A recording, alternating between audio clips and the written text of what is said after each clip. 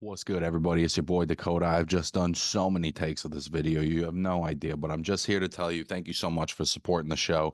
If you like what I'm doing, subscribe to the channel, leave this video a little like, leave it a little comment. If you're an audio person, leave me a little 5 stars, maybe leave me a little review. Whatever you can manage, it all means a lot and it all helps. And go ahead and check out all the links I got in the description to support both myself and whoever the guest is this week. I always try to make sure that I leave links in the description so that you can follow the fighters once the show is debuted. And I hope you enjoy this episode.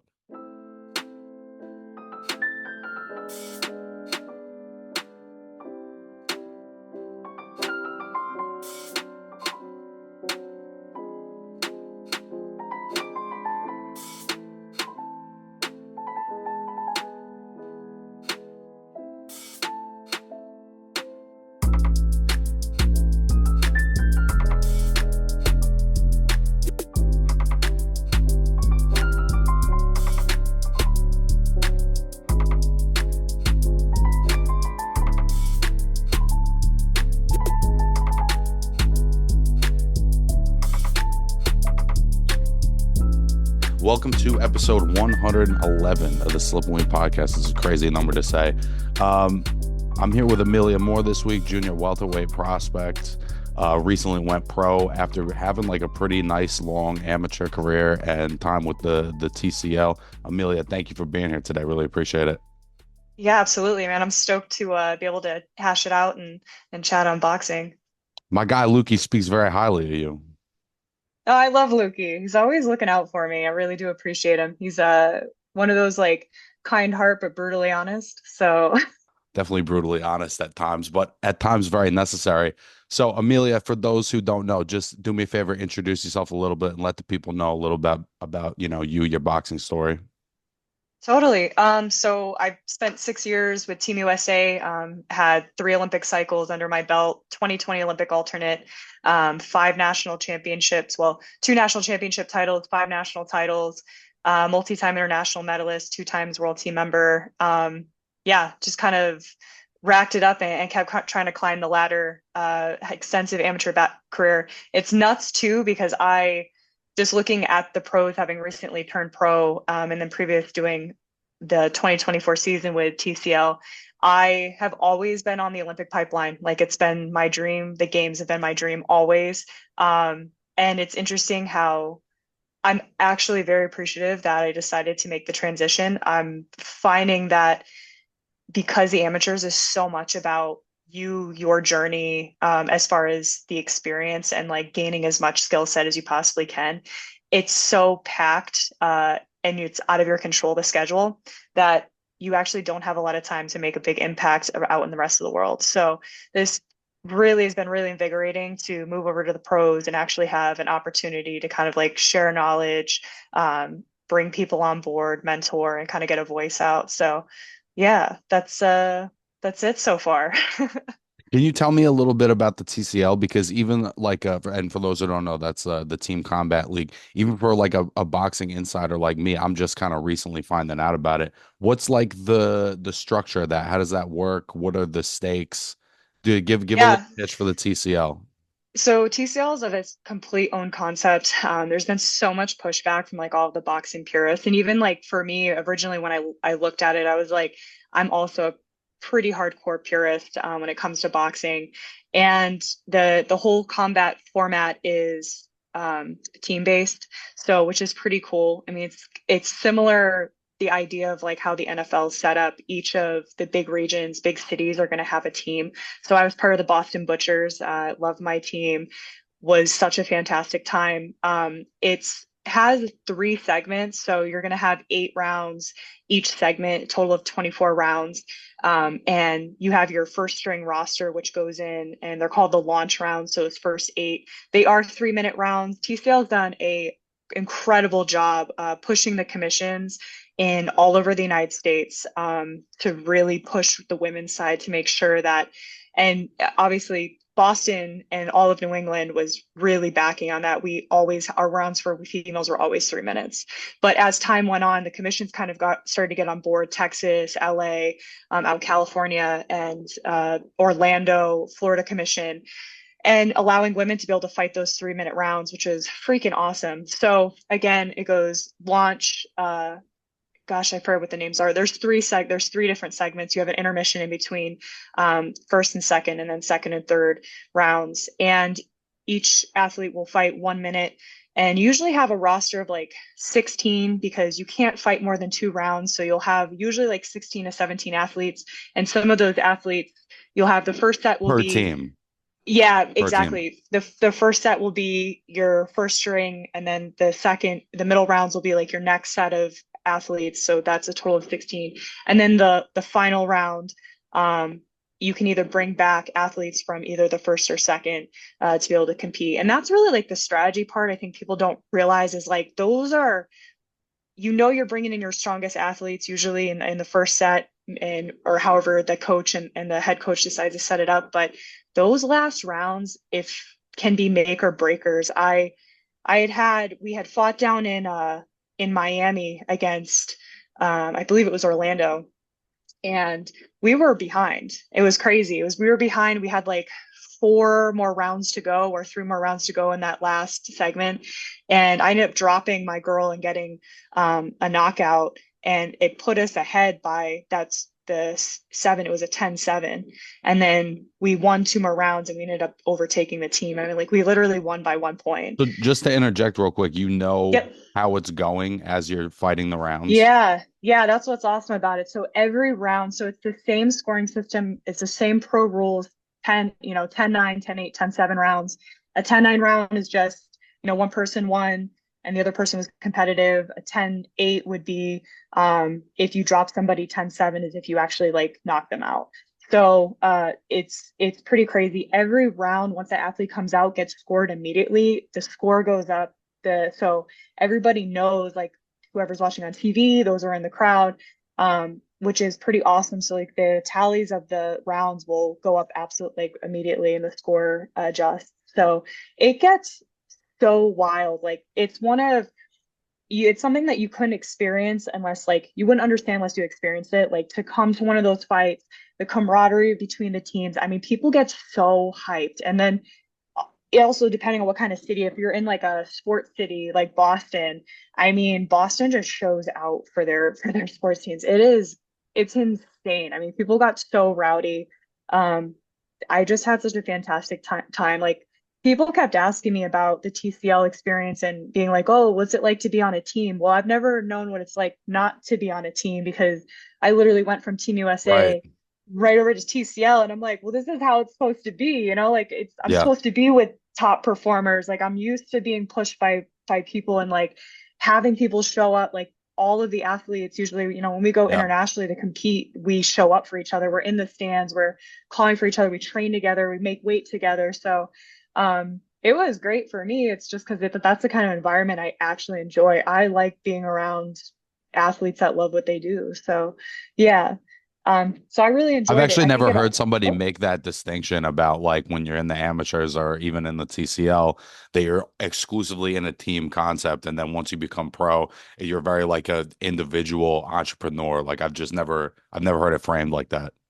Yeah, well, I mean, and I know like some gyms are very fortunate because it's more of like it can be a team atmosphere, but it's far and few between. It's like a lot of times it's you and your trainer, maybe a couple other athletes, and or a lot of times a lot of the trainers are people's like dads or moms. So, it kind of gets isolating, and I don't think it should be that way. You know what I mean? It's just like you're having a bad day and somebody else is in the gym.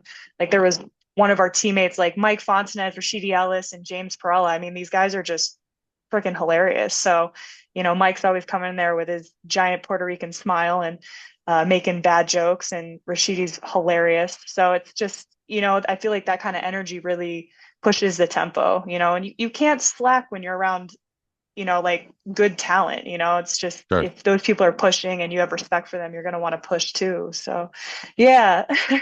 That was one of the things I was going to ask. Who are some of your teammates? Who are some of maybe like the bigger stars in the league right now that fight fans might know about? And then like, can you also explain like, is there seasons? Like, do you? Yeah. So this was just the second season. So I its gotcha. inaugural season was last year. And I think there was only, um, God, I don't hold me to these numbers, but I think there was only like 7 teams or 5 teams or something like that, season one. And that everything was exclusively at Foxwoods, I believe. So every single fight was out of Foxwoods. Season two, 2024, they ended up having, I think, a total of 12 teams. So they brought in LA, they brought in the Houston and San Antonio team. I think Texas came in, or not Texas, sorry, Orlando and Miami, the Florida teams. Um, and so like they'll actually have like an actual season, which is so counterintuitive for boxing because we're one of the one sports that like we don't have a season. We're like year-round lifestyle sport. And again, 2024, they were putting it into each of the individual cities to be able to like kind of grow the Right. viewership and be able to give that experience to other people. So um totally different from last year. But yeah, I think this year's season, last year's was supposed to be March. It was 10 weeks straight. Obviously startup, a lot of hiccups in the schedule. It went from 10 weeks over to 5.5 months. So we were supposed to fight every week, which I'm glad we didn't because that's crazy for brain health, but especially in 8-ounce gloves and 10-ounce gloves, but and no headgear, you know what I mean? But yeah, this season looks like it's going to be spread out. 2025 is going to be spread out. It's going to start in March. And I think that they end up rolling into July or August. So yeah, they're kind of refining the whole concept and getting things smoothed out while kind of building on it. And I think they're trying to move over to either get picked up by DAZN or another big streaming agency, which will be fantastic for them. Is that something you plan on participating in and like multitasking that with the actual broker? Because it doesn't go on your record, right? Yeah, well, it's actually if you look on BoxRec, they have their own individual Right. Yeah, it's tabs. got its own So category. Yeah. yeah, so it doesn't affect your actual pro side. Like it actually has its own TCL. They have their own division because it's almost kind of like semi-pro because the rounds, in order to be considered a true professional fight, it has to be 4 rounds and up. And since you can only fight one or two max in the TCL concept within that event, it doesn't classify as a true pro fight. So, which is just wild in itself that it got added to BoxRec. I just kind of that makes it feel like they're really official. You know, they're starting to really there's a standard. So, but as far as like looking at the next season, I it really kind of depends on what my this year looks like. I'm contracted. I did recently sign with CES Boxing, who Jimmy Birchfield Sr., who is the owner of the Boston Butchers. So having built that relationship from TCL was like such a great opportunity. Meeting everybody, Pat Sullivan, who's the assistant GM. And I would honestly say it kind of depends. We're supposed to be having conversations about what my fight schedule looks like. We're looking at doing 4 to 6 fights, within 2025, looking to have a super busy year, really just kind of like push the tempo and really just keep climbing an opponent. So if that lines up and the money's right, the TCL thing it's so fast paced. I got headbutted in my last fight and had to have stitches. So that's one. I mean, obviously that can happen at any time, but like, what's the focus? So if the money's right and it makes sense, maybe I'll hop in for a few here and there, but I'm not definitively sure if I'm going to do a full season yet. So I know a lot of people want to see my return. I ended up closing out my 24 season.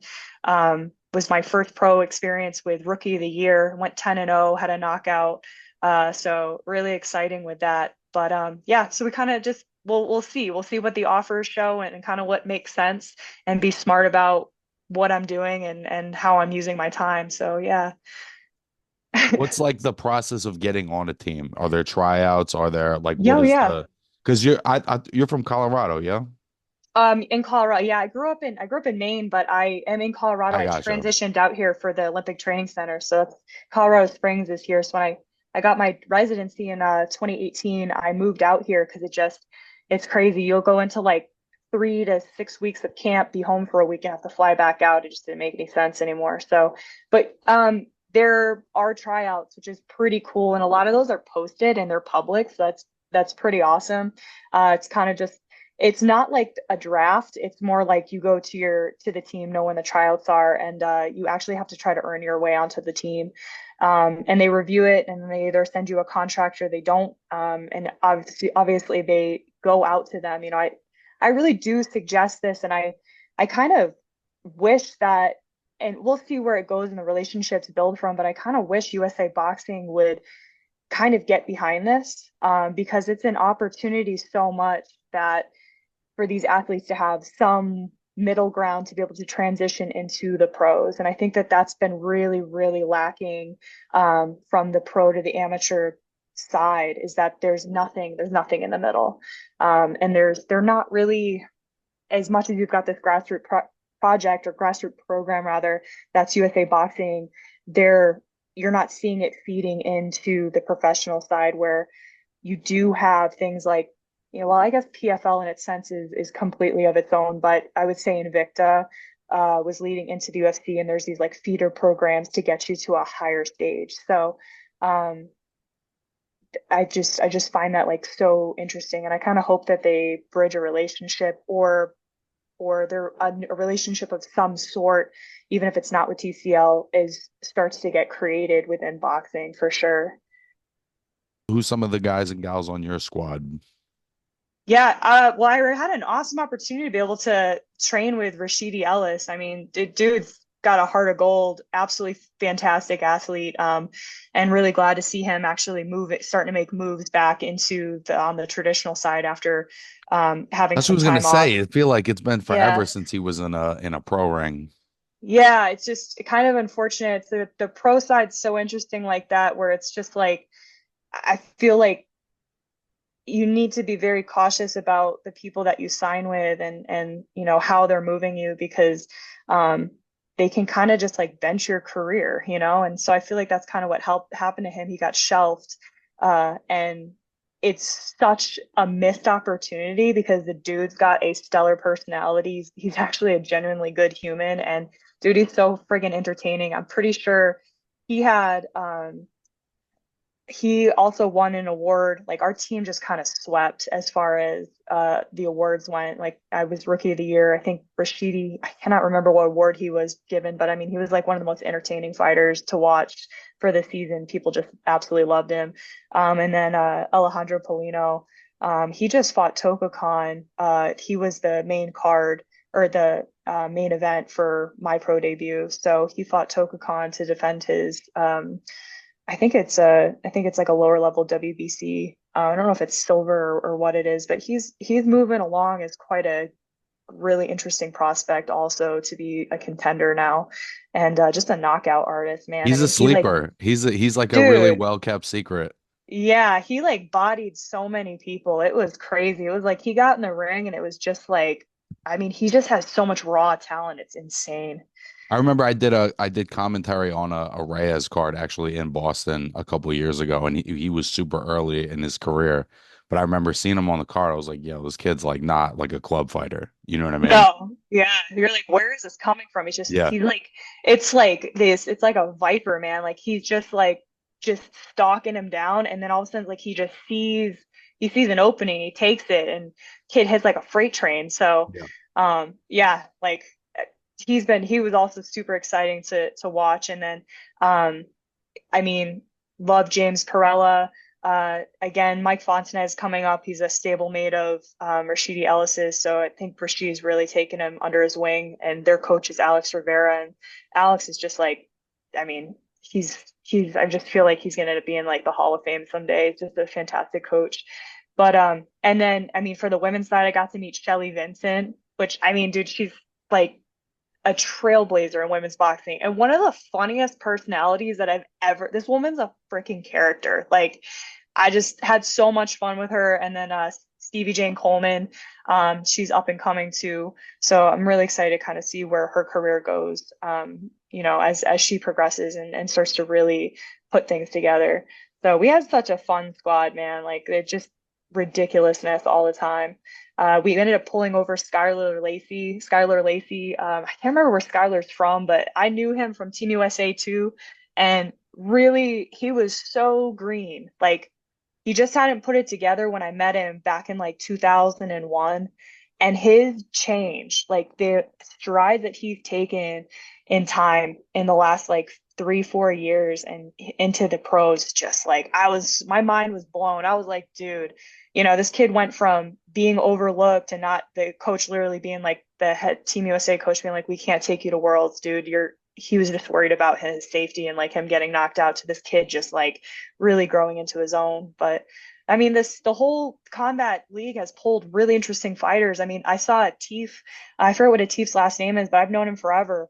Keith And Obleton, right? yeah, Yeah, yeah, man. he's And really talk good. about really good, really talented. I mean, he's always been talented. Also, great personality, great soul on him, and he's so exciting to watch. So, I Yeah. mean, yeah, they've actually they pulled really good talent coming into there's big names that you're gonna know. I mean, Mari Cornejo popped in here and there, and she fought Clarissa Shields. So, big opportunities to have you have these athletes that you've got athletes that are seasoned, have had title opportunities to people like me that are high level amateurs that are coming in and this is their first experience. And it is like, that makes it wild. It's just like, what are some of these athletes going to do? Yeah, there's a massive range of experience levels for sure. Yep. Because I did, Yeah. what didn't like Jesse Hart do it?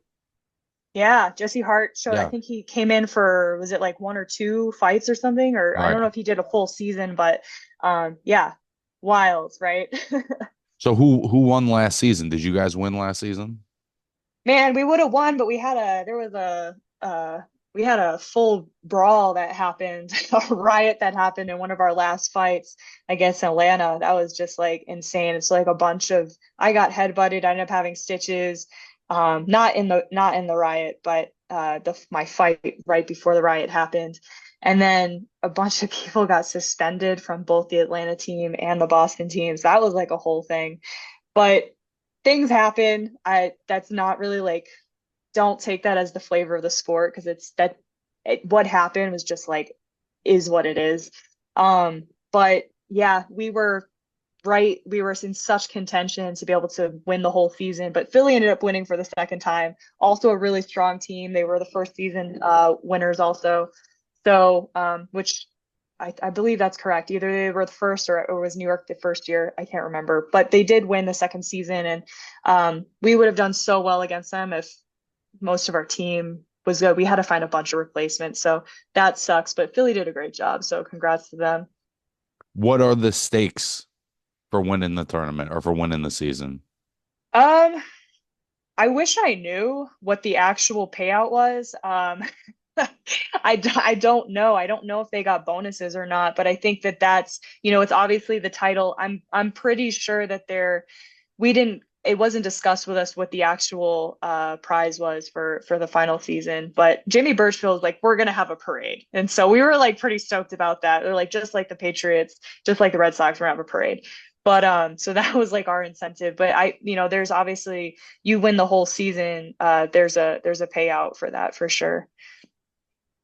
I guess the last thing I'll ask you about the TCL, where do you watch this? I've seen a bunch of them on YouTube, but where do you watch them live as they're happening? So that's been the interesting thing about season two, was also they were trying to move along the streaming side of it. So they were having us push these streaming packages, which is called the Brawl Pass, that was through them. But towards the end of the season, they started working with DAZN. And so you could either stream it through their Brawl Pass, um, or you could stream it right through the DAZN app, which was so much better. The quality was better, and the integrity of the actual stream was way better. So I think the direction that they're actually trying to move is to get with a higher level streaming agency. So whether that's going to be merging with Hulu, or through Hulu or Netflix or DAZN, I had spoken to Sam. He's one of the operation managers just at the Boots Ennis weigh-ins. I ended up passing him. He's like, Amelia, and I was like, what's up, Sam? So we had a chance to kind of like hash a little bit, and he was like, we're getting really close to finalizing this deal for a streaming agency, but he didn't tell me who it was. So yeah, a little inside scoop, but not real tea there. Well, that'd be great to make it, a little bit more accessible to Yeah, boxing fans, or at least as much as possible.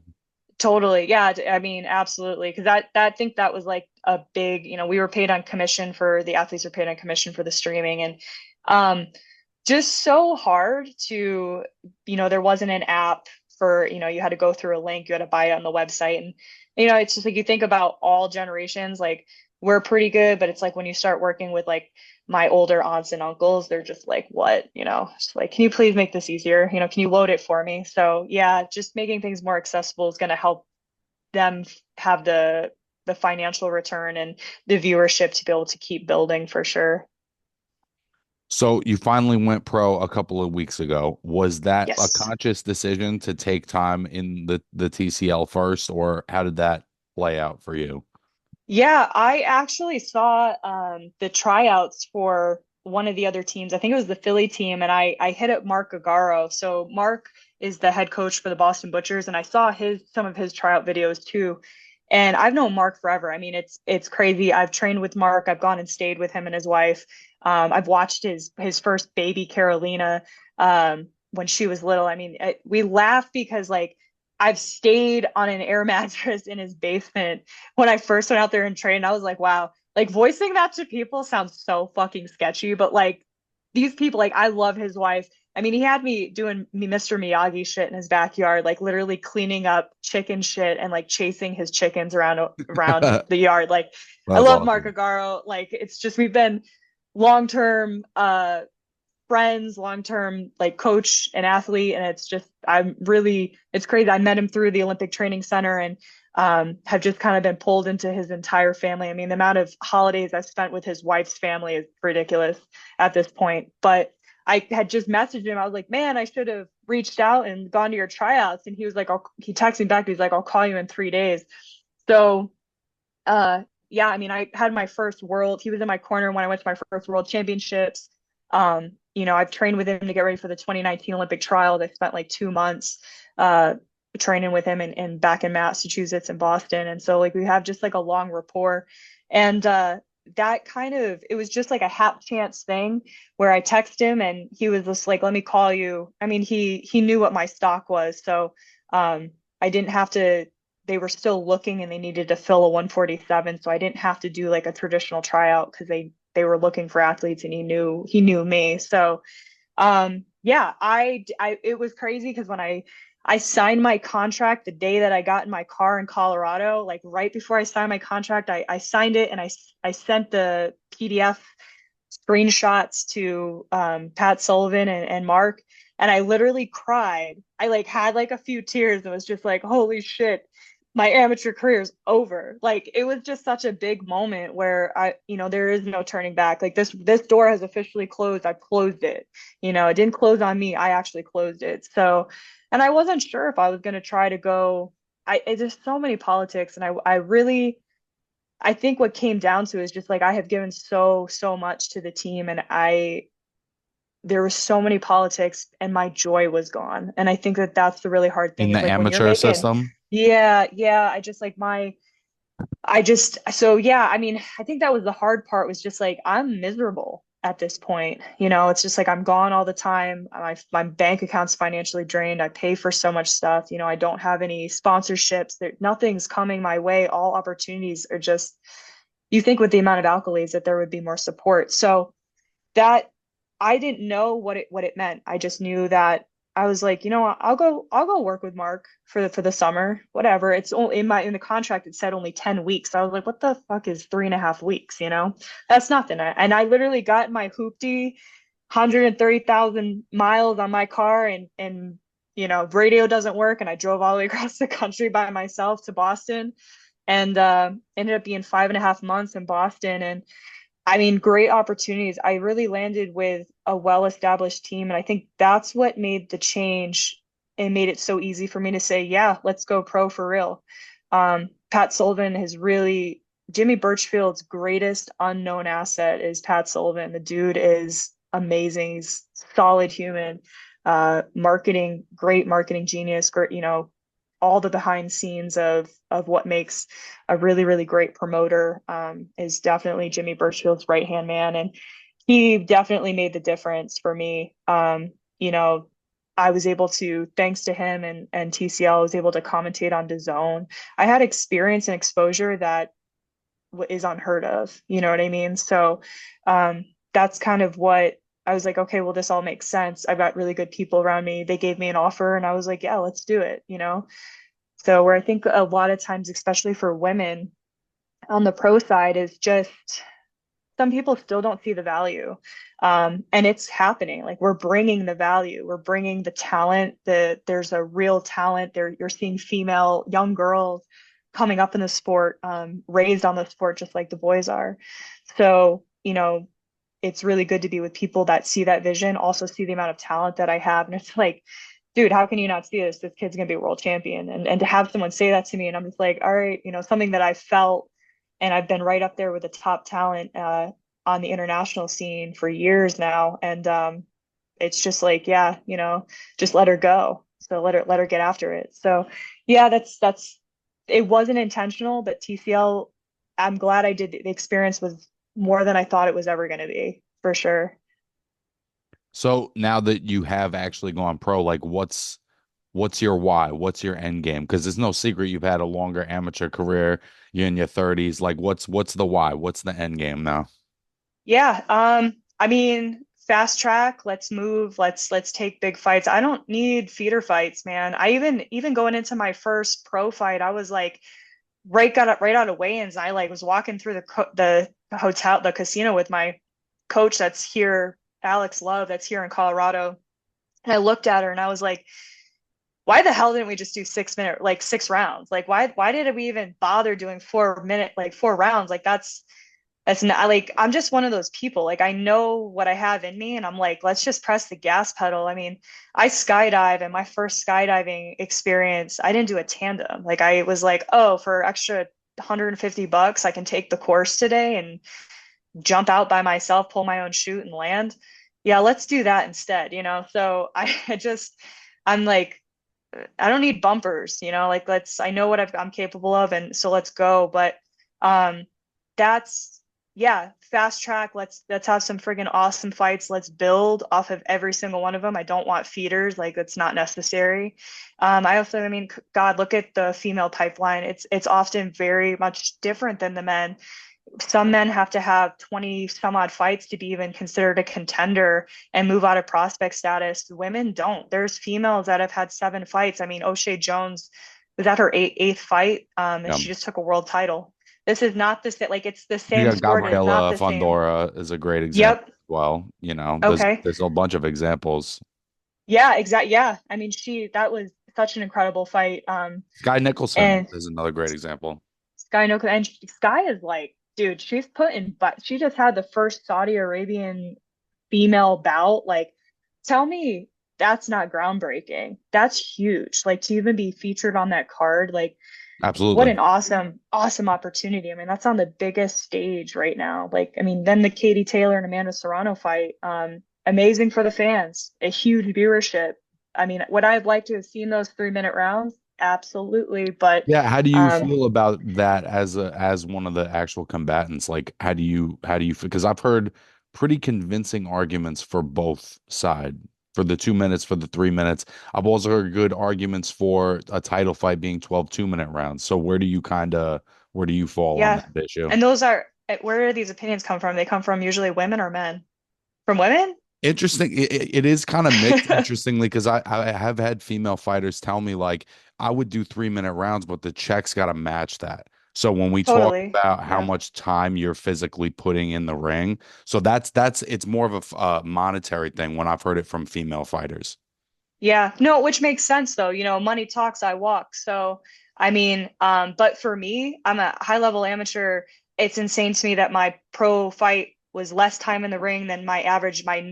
I fight 3 minute rounds. That's 9 minutes. I just fought 8 minutes. Like, what, you know? And when I was in O'Shea Jones camp leading up to my fight, and then I went right back in leading up to her world title fight, and we were at Bosie's gym, Boots Ennis's dad, and man, we were fighting 4 minute rounds. We were sparring 4 minute Right. rounds, 30 seconds It's a rest. whole different pacing too. It's a whole Yeah, eight. Like we've literally sparred 8 4 minute rounds with 30 seconds rest. But true, like the pacings, I mean, we were rumbling. It was I had a really great time with O'Shea. Like that was a man, like I miss that because like we were on the team together, Team USA together. So, but exactly, the pacing's different, and you can see that even in her fight was just like had that girl on the ropes, man, and that girl like staggering back to the corner, but the 2 minute round freaking saved that girl. That was like, I'm watching the fight and I'm like, God, if that had gone like another 30 seconds longer, that fight might have been stopped in the first, 4 rounds, Because it's also a 5 rounds. cumulative stamina, right? Because you got to Yes. consistently fight the 3 minute rounds.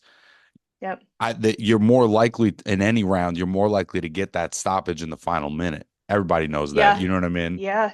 Yeah, no, for sure. For sure. Yeah. Yeah. Because I mean, right, it's building, building, building. Your wind starts to get, if you're not conditioned, that starts to fail. And then your body has to recover in that minute rest. But like even the recovery, if you look at it from like the science side of it, like that's a 2 to 1 recovery window. Mhm. If you're not fully recovered after a 2 minute round on a minute rest, like you did not train, like I Yeah. feel like, it doesn't, you don't, your conditioning doesn't even need to be, I mean, I think it does because it's going to be a sprint pace. It's a different pacing, that it's going to be a faster pace generally, but I just feel like you can do so much more in 3 minutes than you can in two.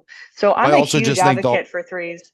I also just think the whole dynamic of, especially when you get to the to the elite level, the dynamics of the Serrano Taylor rematch, I think, are just inherently different if it's a 36-minute title fight as opposed to a Yeah. 20-minute title fight. Because people don't Yeah. think about that math.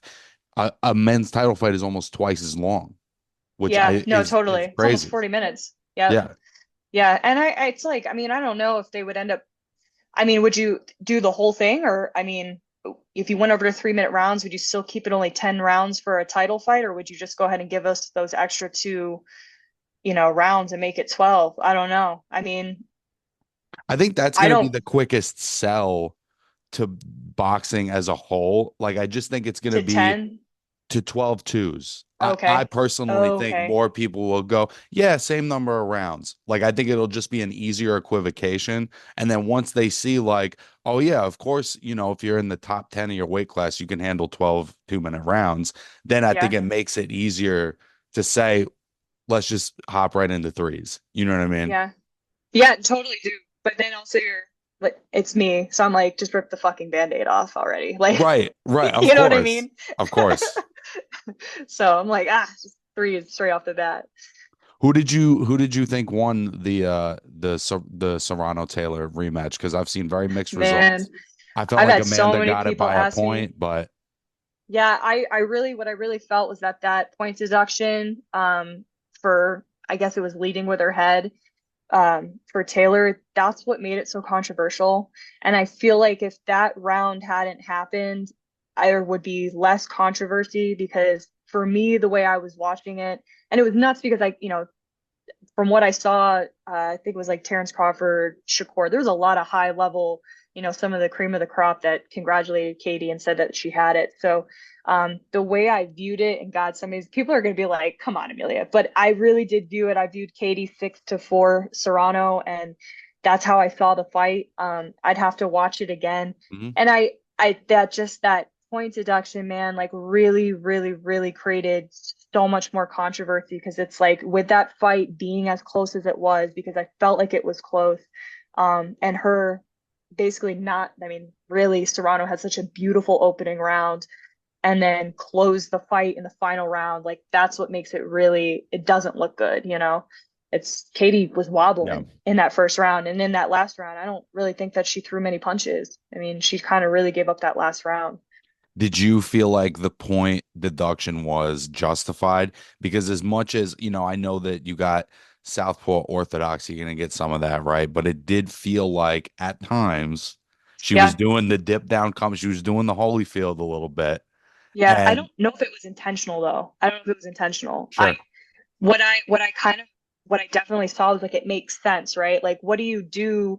What are some of the strategies to work with a power puncher? We know Amanda's a power puncher. She's very strong. She's very strong, even though like Jordan was like, she's 126, 126. Like this girl's a fucking animal. Like, come on. Like, doesn't matter who you put her in there with, like she's a dog. Like that's what she does.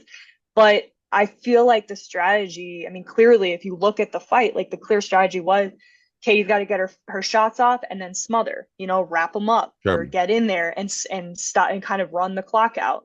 And so I think that was the strategy. but then she got popped in that first round, and I think that scared her a little bit. I mean, I want to say scared, but you It got got her popped. attention. Yeah, it got her Yeah, attention. yeah, clearly. And I think that all of a sudden she started leading with her head when she went in to wrap up, which that's, I mean, you got caught. Why would you want to lead with your head? But the habits happen in when you're not thinking real clearly. So I think that's what I don't think that she was doing it intentionally. Everyone was like, "Do you think it was a dirty fight?" No, I know Katie personally. She's not a dirty fighter. You know what I mean? Like she's a purist too. I don't think that she would ever go in and be like, you know what, I'm gonna headbutt the crap out of this girl. So, But at um, the same time, right? There's people who have thrown low blows and it wasn't intentional. It's still a low blow. true, That true, that's true, that's where true. you know what I mean? Yeah, no, it happened. Like the fact of the matter is, it did happen. But I don't think it was intentional. That's all. So yeah, that's kind of like my views on it. I've thought about it a lot over the last. I've had so many people reach out to me about it, and it's just like I just know Katie so well that I just don't think that she would have gone in there with a strategy like that was not the strategy. It was a hell of a fight. It was a fucking classic. There's a part of me that hopes they do it one more time because I feel like every time they fight, it's just going to be a 1 point flip a coin kind of. You know what I mean?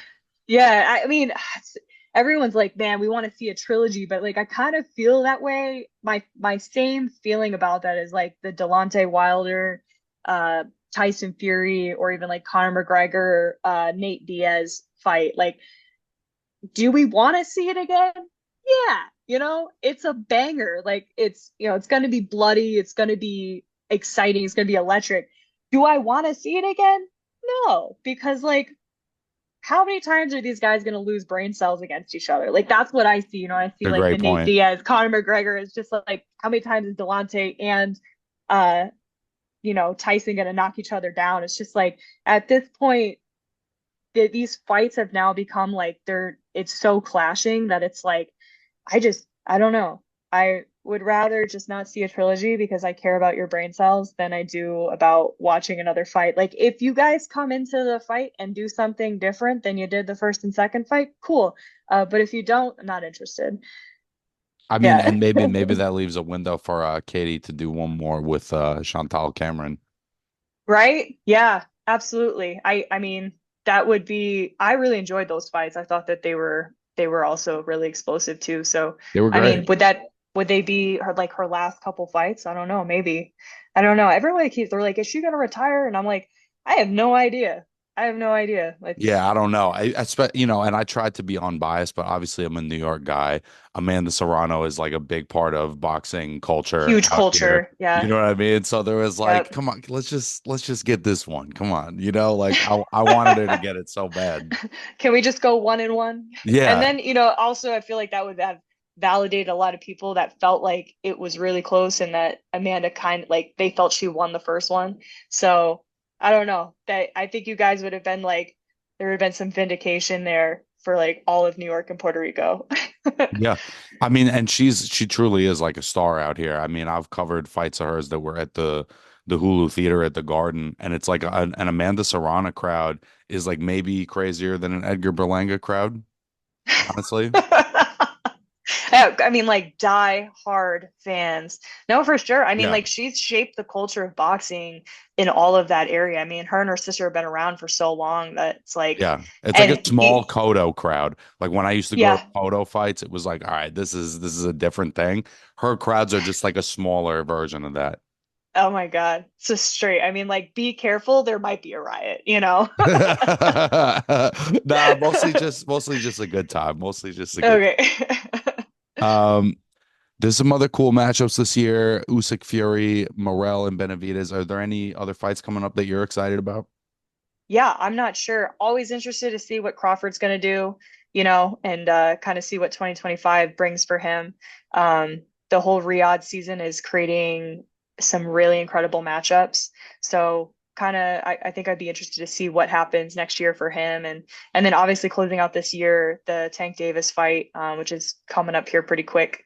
So and watching that. But other than that, I don't think there's anything huge on my radar right now that I'm like, For me, the one is just Usyk Fury. That's yeah. exciting because they've already done it. The first fight was great.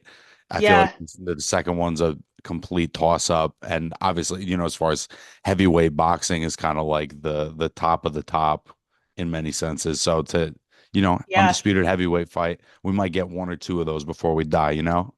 Yeah, absolutely. I mean, totally. And then also, it's just like to be a heavyweight is not even within the same sport of boxing for the rest of the weight classes. Like Yeah. it's just not the same. Like these guys are just, I feel like it's lawless. Like it's just like, like I remember, you travel overseas and you're like dying and sucking weight and, can't like you're looking at people eating and the heavyweights are just walking around like they're having a great time, there with Richard Torres and the rest of us are dying and it's just like this is not the same sport. Like you can't tell me that we're having the same experience here, friends. I Like can't I can't remember who said it to me, but somebody asked me one time, they're like, why are the heavyweights always in a better mood? yeah, because they're Like, fucking because they're eating. not cutting weight. That's exactly why. Absolutely. Yep. So, Amelia, do you have any idea when we will see you in the ring next? So, still in talks right now. Definitely in February. So either mid-February, looking at there's a couple dates that are coming up in February. Trying to also looking at I'm hoping to get on a card out in Miami in January. But that's still I think they're still trying to solidify date and venue. So we'll see what happens with that. But I think like right off the rip, I'm looking to just jump right back into the new year full steam. I mean, I really haven't stopped training. I got out of my fight, had like 3 or 4 days, was sparring with O'Shea by Thursday after my fight. And, once I felt like my energy, I was like, had to pull that out of myself, because I was still a little tired from coming out of my fight. And then the next week I just started rolling again. And I was like, dude, I could fight again. Like, let's go. It's been like a week and a half. Like, I'm ready to go. And I'm still, we're doing maintenance right now, but I just like, I believe in an active lifestyle. So you never know when opportunities are going to pop up. And I will be the last person to let an opportunity stroll by me and not grab it. So yeah, I just, I live the lifestyle actively. I eat well. I basically kind of just, I never eat out. I bake really well and I cook awesome and my partner cooks really well. So I feel like I'm never missing out in that regard. So yeah, it helps me, the lifestyle helps me keep me ready for whatever's next. Well, hopefully we get to see in January because I looked at ESPN today and there's not one fight booked for January. How crazy is Yeah, that? yeah, I think there's been like a lot of stuff. There's been um who's in January? I know Brian Cohen, him and his wife Callie Reese, they're launching their own promotion. So there's some lower level stuff that I don't want to call it lower level because that sounds disrespectful. There's more regional stuff that's going to be popping off. So there's definitely going to be regional fights.